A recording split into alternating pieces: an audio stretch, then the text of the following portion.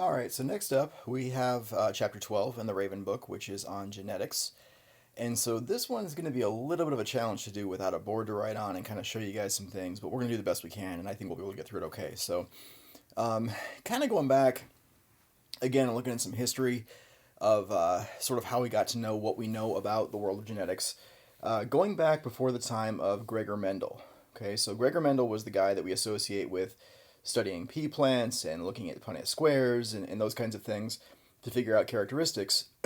Prior to that time, people really didn't have any good sense for how heredity happened in a species. So, in other words, people didn't know how traits got passed on from parents to offspring.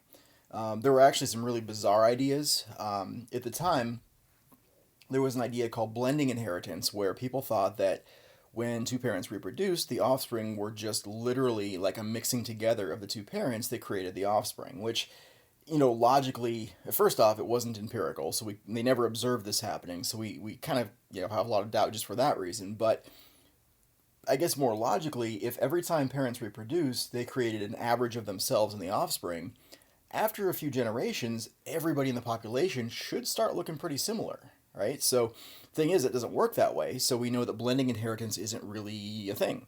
But this idea was common sense. This is what scientists believed was the way heredity worked.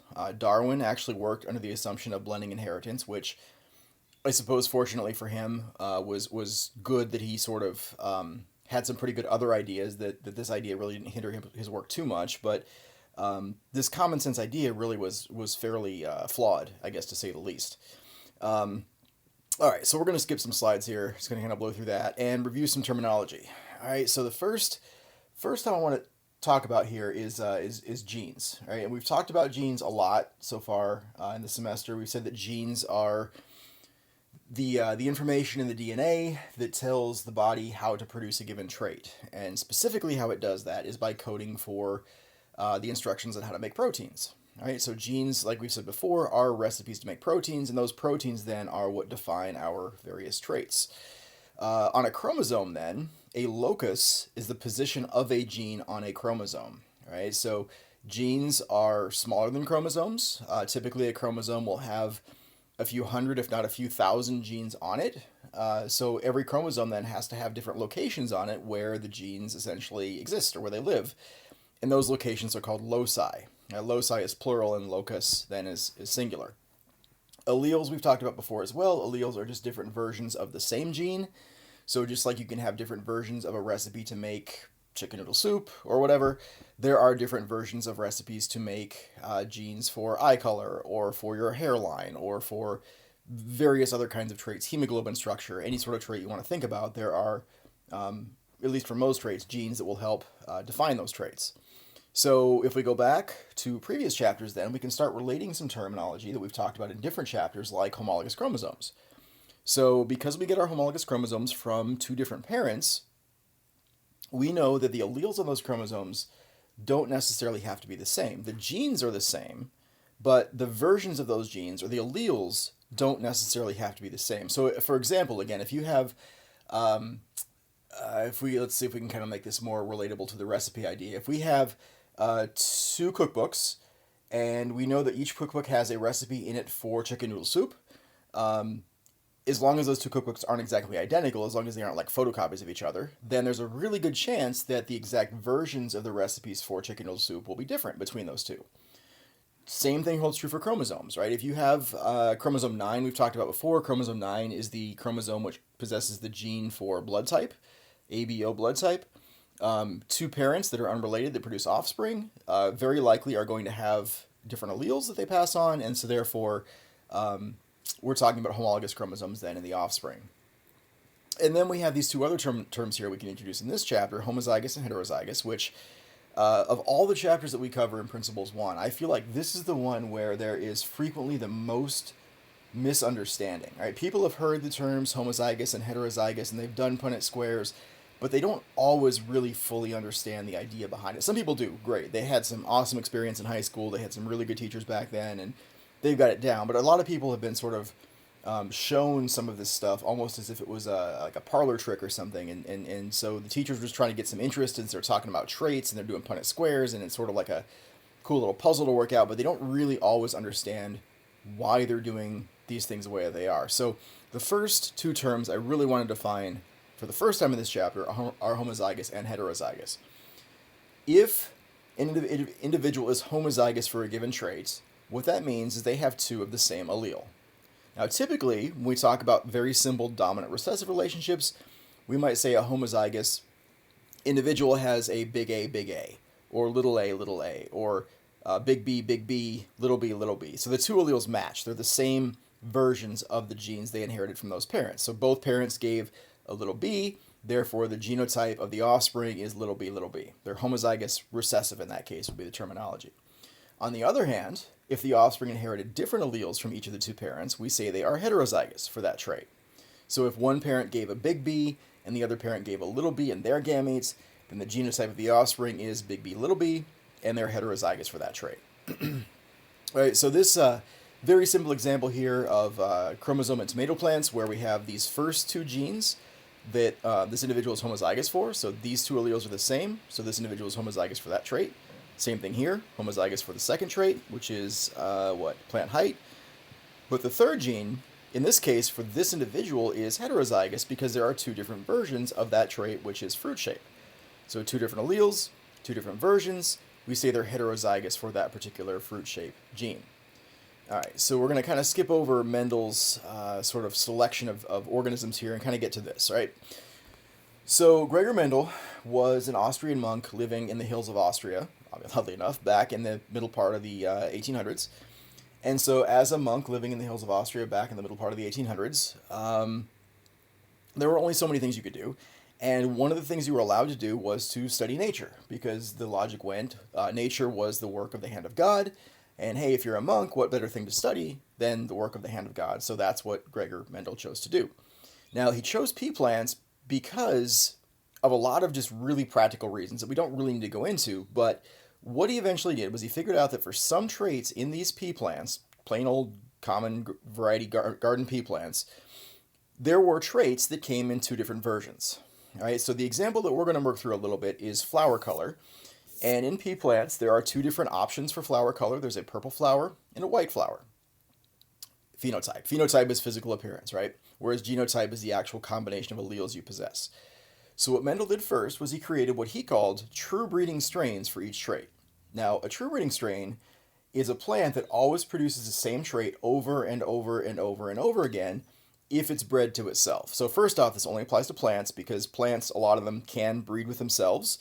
And so you can do that to those plants over and over and over again, force them to breed with themselves. And as long as they keep giving you the same trait time after time after time, we can then say that they are true breeding for that strain. Now, on the other hand, if you allow them to cross with themselves and they end up giving you different traits back, then we'd say that they're heterozygous. Right? So sometimes it gives you purple, sometimes it gives you white offspring, then you know it's a non-true breeding strain, as Mendel would have called it. Now we actually refer to it as being heterozygous. So what he did next was he took these true breeding strains, purple flowered and white flowered plants, and he crossed them with each other. He allowed the purple to breed with the white, and then he created some offspring. Now, Mendel was a pretty sharp guy. He was not a formally trained scientist, but he was a pretty bright guy with his experimental design, so he thought that maybe the sex of the parents has something to do with how the traits are inherited.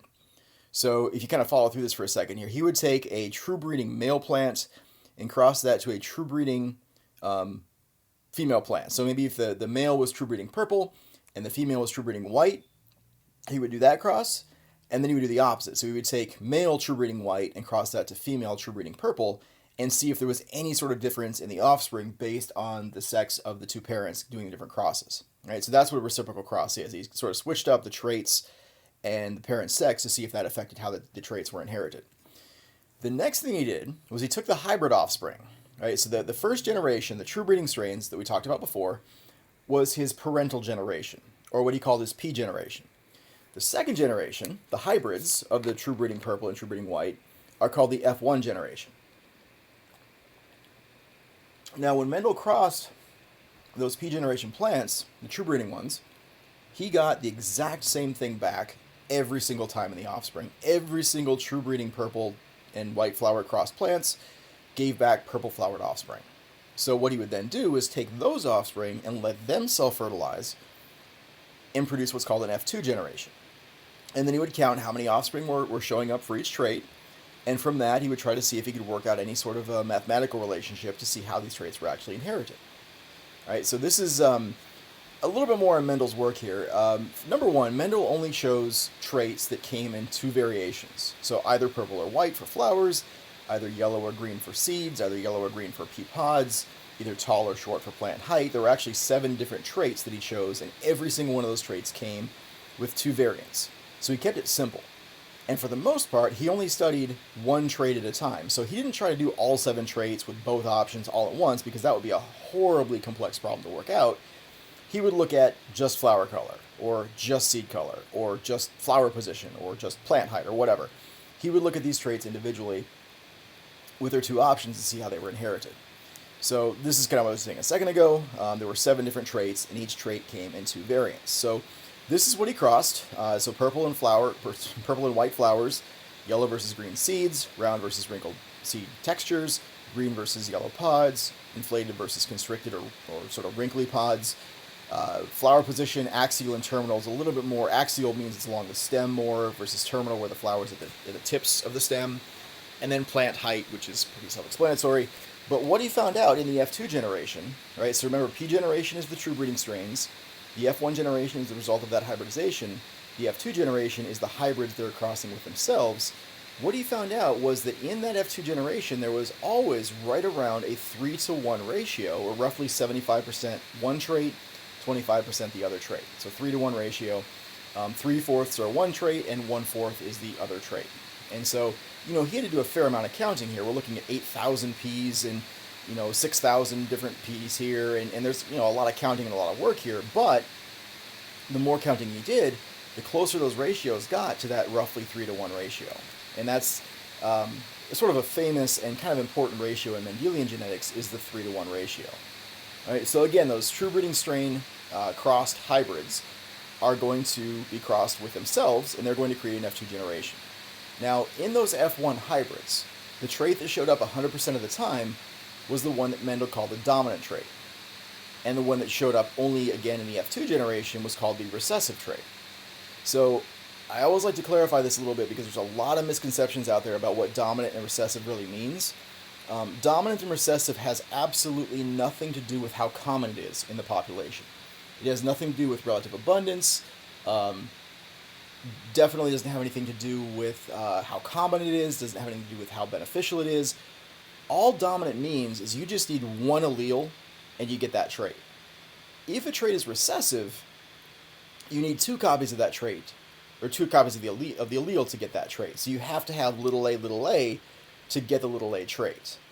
If it's a dominant trait, you could have big A, or big A, little a, it doesn't matter. You're still going to get the same trait. So with dominant, you only need 1 allele to get the dominant trait, versus recessive, you need 2 recessive alleles to get the recessive trait. So the term recessive that Mendel used has to do with the fact that in the F1 generation, again, the hybrids of the true breeding parents, in the F1 generation, the recessive traits receded. It went away, like my hair. Recessive means it goes away, but unlike my hair, these traits eventually come back, right? So in the F2 generation, the traits are going to return again and become the 25% of the ratio that we talked about in that previous slide. So we have 75% dominant, 25% recessive. The recessive trait has returned back to show itself again in the F2 generation, so to speak. Excuse me.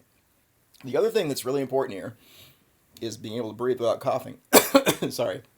The other thing that's really important here is that there were no intermediate traits. There was no blending inheritance. So, in other words, if you cross a purple flower plant and a white flower plant, if blending inheritance is actually a thing, you would expect to find some light purple, lavender colored flowers showing up in the offspring, but that never happened. All right, the purple flower plants showed up as the same color purple as the parents and the grandparents, and the white flower plants showed up the same as the other grandparents in the case of the F2 generation. So the color doesn't actually change through the generations, which means these are not being blended together, which is, not surprising based on what we know now. There actually is no blending inheritance. All right, so we had our F1 generation and our F2 generation. We saw our F2 generation with traits returning back that had gone away in the F1 generation. and Mendel called those the recessive traits, and we also talked about a 3-to-1 ratio. All right, so this this is actually a pretty good way to show it up here. So we have our first cross, and again, reciprocal cross, so it doesn't matter if parents are male or female, purple and white, doesn't matter. So if you cross the purple flower plant to the white flower plant, both of them are true breeding, you get back 100% purple flower plants in the F1 generation. But if you allow these plants to self-fertilize here, you get 3 purple flower plants back for every 1 white flower plant in that population, on average. It's not a guarantee, but on average, and we're going to see why it's an average here a bit later on average, you're going to get roughly 75% dominant and 25% white. Is it possible that you could get all white? Absolutely it is. Is it very likely? No, it's not very likely. You're much less likely to get that than you are to get this 3-to-1 ratio. So the 3-to-1 ratio is a phenotypic ratio. In terms of flower color, it is a 3-to-1 dominant to recessive ratio that we get back in the offspring. In terms of genotypic ratio, it's actually a 1 to 2-to-1 ratio. So, in other words, during that F2 generation that was produced, we are going to get 25% homozygous dominant, we are going to get 50% heterozygous, and we're going to get 25% homozygous recessive. So we'll take a look and see what that looks like here in a second. But basically, those are the probabilities of getting any of the genotypes, and therefore the phenotypes. These 3/4 of the plants, 75% here, that represents this 25% plus that 50%. So this 3 out of 4 is actually 3 out of 4, which is 75%. And this 1 out of the 4 is the other 25% here for genotypic ratio. Since the homozygous dominant and heterozygotes are combined, since they produce the same color, we lump them together to create that 75% phenotypic ratio and 25% for the recessive trait. But if we look at the genotypes, it's actually a 1 to 2-to-1 ratio produced in the offspring. All right, so from that, Mendel concluded, number one, that there first off were no intermediate traits. There was no blending, there was no light purple, there were no intermediate height plants, there was no yellowish green seeds, there were no kind of sort of wrinkled pods. The traits that were passed on through the generations, didn't matter how many generations he did, and he did a bunch of them, the traits really didn't change that much. The color green that was there in generation 1 was the same as the color green in generation 10. Regardless of how many times it was crossed with yellow plants, regardless of how many yellow or green offspring were produced, the color green was still the same throughout the generations. He also had this idea of dominant recessive, so one of those traits shows up generation after generation. Dominant traits tend to show up every generation, whereas recessive traits tend to go away in a generation and then come back in the next generation. So they recede and then return. So that's the other kind of side of this, is the traits that appear to skip generations. Those are recessive traits. We also have something here called the principle of segregation, which we're going to talk about more in, I think, the next lecture segment of this chapter. This segregation, though, is not the bad kind. This is a segregation that occurs during meiosis. And what this does, actually, is kind of link together this chapter and our chapter on meiosis when we talked about independent assortment. So when an individual is producing their gametes, sperm cells or egg cells, when they're producing the gametes, the way they sort of partition or divvy up their chromosomes from their parents into their gametes is fairly random when it comes to maternal and paternal chromosomes. So that was actually something Mendel discovered even before people knew about meiosis, just by looking at these pea plants growing in this yard of this monastery back in the 1800s in the hills of Austria. So that's actually, I think, a fairly impressive thing as well. Mendel came up with that 3-to-1 ratio based on the crosses that we did. The crosses that we looked at so far was called a monohybrid cross. A monohybrid cross is where you look at one trait at a time. So in our example, we were looking at flower color, therefore it was a monohybrid cross. So when you cross 2 heterozygous plants in a monohybrid cross, on average, you should get back that 3-to-1 ratio. But that is the only time you're expected to get a 3-to-1 ratio in the offspring. Otherwise, the ratio of offspring is going to be something different. Maybe it's 50-50. Maybe it's some other ratio. Depends on, maybe it's 100% and 0%. It depends on what the genotypes of the parents are as far as what the offspring are going to be. So another really common mistake I see in this chapter is people always, at least some people sometimes, want to automatically assume it's going to be a 3-to-1 ratio in the offspring when it's not necessarily. The only time you're going to get that 75-25 or 3-to-1 ratio in the offspring is if it's a monohybrid cross and both parents are heterozygous. Then, and only then, will you get that 3-to-1 ratio in that F2 generation. So what Mendel eventually published here was what he called a 5-element model of genetics. Basically 5 main points that he discovered or described when he was doing his work on pea plants. So number one, parents pass on what Mendel termed factors to their offspring. Now, today, we would call these factors genes, but Mendel back in the day called them factors. The term gene actually wasn't used until about 40 or maybe 35 to 40 years after Mendel published this work. Somebody else renamed them genes. Mendel called them factors, but it's the same thing. The term discrete is important because what that means is that there's no blending, right? The traits that were passed on by your ancestors 1,000 generations ago, long time, the genes they passed on back then are the same genes that your parents passed on to you. The genes themselves haven't changed very much over time. They're durable. When they get passed on from parent to offspring, that doesn't cause them to change in any way because they're not blending together with genes from other individuals. They're fairly immutable or unchangeable as they're passed on among the generations. We also have the idea that each offspring receives one factor from each parent. So one copy of a gene from each parent, which is kind of how we sort of resolve things back in our last chapter. Sperm cell carries one gene, egg cell carries one gene. When conception happens, when fertilization takes place, that zygote then has two copies of the gene. So 1 + 1 is 2 in that case. The copies of the genes don't have to be the same. There are, of course, different alleles. If the alleles that an individual carries are the same, we call them homozygous, either dominant or recessive. If the alleles they carry are different, we would then say that they are heterozygous for that particular trait. There's no blending. And then we have this idea of dominant and recessive, right? So dominant traits, again, you only need one copy to be expressed, versus recessive traits. You can have a recessive allele and not have it expressed as part of the phenotype if the other allele that's there is dominant. So the dominant allele essentially doesn't allow the recessive one to be expressed. So even though it's there in the genotype, the recessive allele or the recessive trait doesn't show up in the phenotype if the dominant trait is preventing the recessive one from being expressed. So that's the other thing about dominant recessive is how the dominant actually affects the recessive. It does so. It prevents the recessive from being expressed by not allowing that recessive allele to be transcribed and translated, right, to be turned into protein. And again, these two terms are important in this chapter and the next chapters as well. Genotype is the actual combination of alleles you carry, and phenotype is the physical expression of those alleles. So phenotype or phenotypic traits are things that are observable. They are things like color or height or texture or protein structure. Behavior sometimes can even be a phenotype. If it's observable, it is part of your phenotype, right? If it's genotype, we can't see what alleles someone carries, in terms of A's and C's and G's and T's just by looking at them.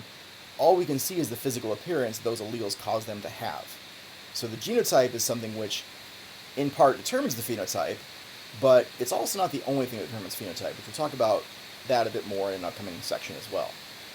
So what we're going to do is we're going to cut off here, and when we start up the second section, we're going to talk about the principle of segregation, which is a little bit of a complex topic to kind of unravel. It's not terrible, but it's something that I want to start the next section with. So I'm going to kind of cut this one off here, and we'll start up again in just a moment.